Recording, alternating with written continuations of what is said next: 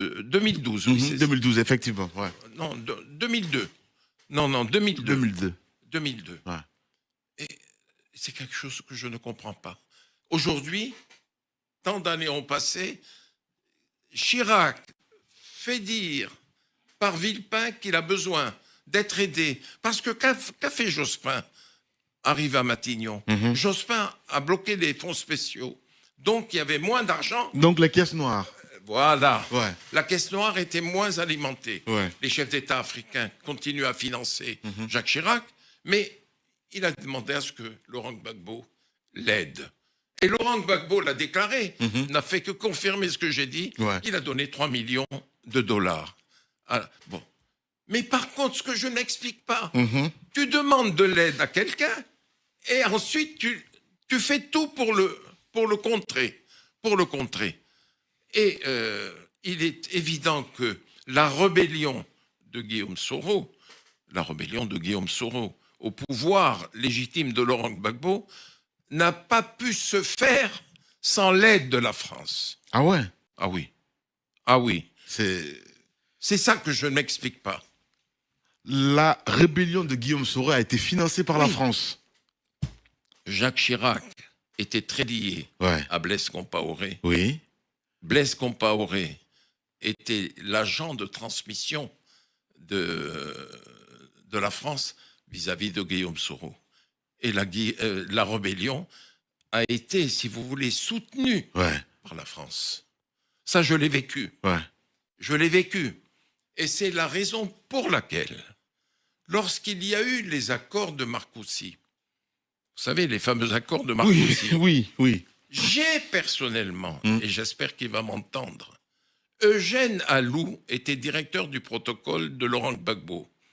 Il vient à Paris préparer l'arrivée de Laurent Gbagbo pour les accords de Marcoussis.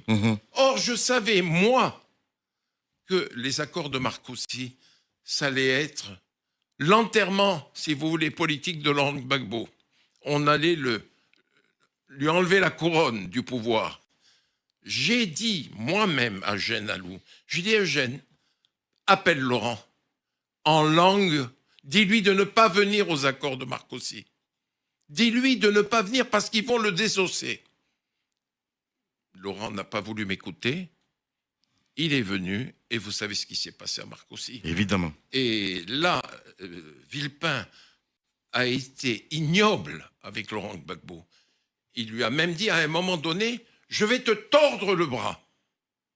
Ça, je ne l'ai jamais supporté. Je ne l'ai jamais supporté. Et ce que je vous dis là, aujourd'hui, Laurent ne l'a jamais su. Il va l'apprendre À travers notre émission. à travers votre émission. Franc-parler sur Espace, mesdames et messieurs, de retour évidemment avec un invité exceptionnel ce matin, Robert Bourgi. Avec lui, on décrypte l'actualité pour qu'on se replonge un petit peu dans les archives. Entre autres, mon cher Bad, il l'a évoqué, hein, il l'a dit, parce que l'information principale ce matin, si je peux me dire ainsi, c'est cette rébellion du côté de la Côte d'Ivoire, hein, à l'époque, il faut le rappeler. Guillaume Soro, si vous nous dites que cette rébellion a été financée par la France, moi... Soutenu par la France, pas financé. Soutenu par la France. Qu'est-ce que vous appelez être soutenu pour un peu lever l'amalgame, puisque très souvent soutenu, ça sonne aussi peut-être financé quelque part. Écoutez-moi bien. Je ne dis que ce que je sais. Mais qu'on veuille bien aussi remplir les points de suspension. Quand on soutient, on finance. Et forcément. Il y a un détail que peu de gens savent. Mais je suis là pour dire ce que j'ai vu, ce que j'ai entendu et ce que j'ai vécu. Lorsqu'il y a eu la rébellion,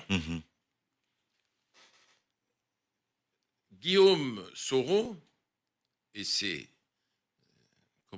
ses soldats, si je puis dire, ont descendu, sont arrivés à Bouaké, comme vous le savez. Oui. Ils étaient à Bouaké. Villepin vient à Abidjan. Il était ministre des Affaires étrangères. Et comme je l'ai toujours fait avec Dominique de Villepin, qui m'appelait le rémora du requin, Vous savez, le rémora, c'est le petit poisson qui Oui. guide le requin. Oui. Il a dit, mon rémora, précédez-moi à Abidjan. Et je suis allé à Abidjan la veille de l'arrivée de Dominique.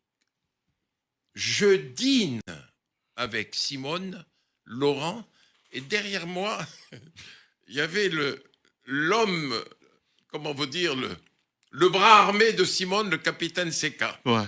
Hein? Capitaine Seka, qui était derrière moi. Et Simone me dit, tu vois ton ami Villepin, Simone Gbagbo, hein. ton ami Villepin, Ouais. il vient demain, mais moi je vais l'accueillir, à ma manière. Je lui dis, Simone, s'il te plaît, laisse-le arriver. Ouais. Il m'a dit, mais on m'a dit qu'il allait rendre visite à Soro, à Bouaké, c'est-à-dire soutenir une rébellion. Oui. Je lui ai dit, écoute, je ferai tout, Simone, pour qu'il n'y aille pas à Bouaké. Villepin arrive et va à la résidence. Et là, il est accueilli violemment par des femmes Dénudé. peintes avec le kaolin. Vous savez, c'est une forme de rébellion en Afrique qui est respectée. Attention. Ouais. Les policiers ne touchent pas des femmes, voyez, avec le kaolin. C'est mystique. Et c'est là que, quand j'ai su que Villepin était hué dans la cour de la présidence, de la résidence de Laurent Gbagbo, j'ai dit, moi, Laurent, je t'en supplie, sors et va sauver un peu Dominique, excusez-moi, des griffes de ces femmes. Parce que Dominique ne savait pas ce que c'était que les dames en kaolin. Et il a été chahuté, mais organisé par Simone. Bien sûr. Laurent est sorti, il a sorti Villepin, et nous nous sommes retrouvés à 3 dans le salon. Ça, personne ne le sait, mais je révèle quelque chose. Et Villepin dit à Laurent, tu es content de l'accueil qui m'a été réservé? Et Laurent de lui dire, je vais te poser une question, Dominique. Oui ou non, vas-tu à Bouaké? Et Villepin dit, oui, je vais à Bouaké. Il se tourne vers moi, il me dit, Robert, qu'est-ce que tu en penses? Je dis, je suis contre ce voyage à Bouaké de Dominique. N'y va pas. Ne soutiens pas une rébellion. Et Laurent de dire, l'historien qu'il est, le magistral historien qu'il est, il a dit, Dominique de Villepin, en avril 61, il y a eu un putsch, un pronunciamento contre le général de Gaulle. Les 4 généraux les plus gradés de l'armée française se sont rebellés contre le général de Gaulle. Est-ce que tu crois que de Gaulle aurait accepté qu'une puissance étrangère rende visite aux généraux félons? Il a dit non. Il lui a dit, alors pourquoi vas-tu voir Guillaume Soro? Robert est de mon avis, tu ne devrais pas y aller. Eh bien, Villepin a maintenu, il est allé rendre visite à Soro, à Bouaké. Et quand j'ai retrouvé Villepin à Paris, je lui ai dit, vous avez, excusez-moi, vous avez déconné, Dominique. C'est une faute majeure. Vous n'auriez pas dû le faire. C'est pour ça que je vous dis que la France, indirectement, a soutenu la rébellion. Et moi, j'ai une autre question pour revenir sur cet aspect politique en Côte d'Ivoire. Alors que c'est Villepin qui a permis la reconnaissance par Chirac du pouvoir de Gbagbo. D'accord.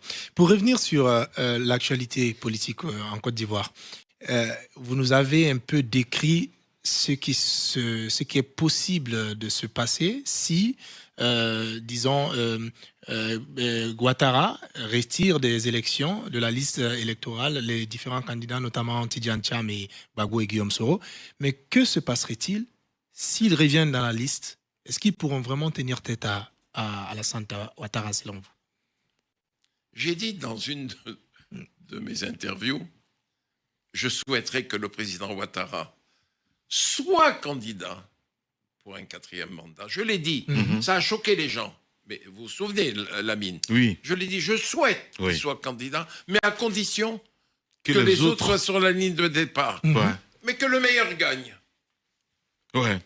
À ne Et pas éliminer les autres j'invite candidats. aujourd'hui, Ouais. de nouveau, Ouais. s'il veut maintenir Ouais. sa candidature, mais qu'il permette aux autres d'être candidats. Justement. Et Alors, que le meilleur gagne. ouais. Ouais. Savoir qui va gagner, Y a-t-il les Sénégalais diraient